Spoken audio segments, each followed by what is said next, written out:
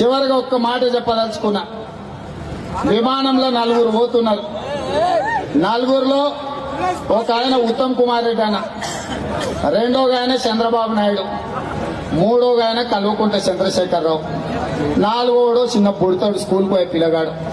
విమానం గాలికెళ్ళి బాగా ముందుకు పోయినాక అది ఖరాబ్ అయింది. ఇక దూకాల్సిన పరిస్థితి వచ్చింది.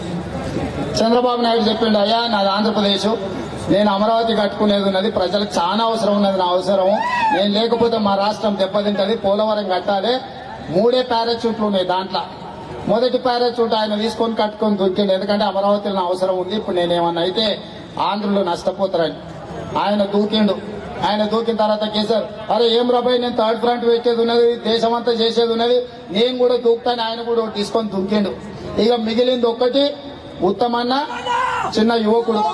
అప్పుడు ఉత్తమన్న చెప్పిండు, ఈ దేశ భవిష్యత్తు నువ్వు యువకునివి, ఎంతో ఎత్తుకు ఎదగాల్సినవి, నేను దేశంలో భారతదేశం తరఫున సైన్యంలో పనిచేసినోని, ప్రాణాలకు తెగించి పోరాడినోని, ఈ జాతి గౌరవాన్ని దేశ గౌరవాన్ని నిలబెట్టినోని, నువ్వు ఈ మిగిలిన పారాచూట్ నువ్వు కట్టుకొని దుంకు, సావైన మరణమైన వీర మరణమైన నేను తీసుకుంటా అని చెప్పిండు.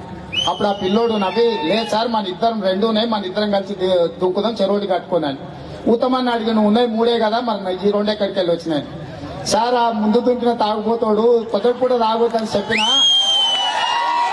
వాడు కట్టుకొని దుంకింది నా స్కూల్ బ్యాగు, పారాషూట్ కాదది, అందుకే తాగుపోతాని చెప్పిన పొద్దుట పూట తాగొద్దని.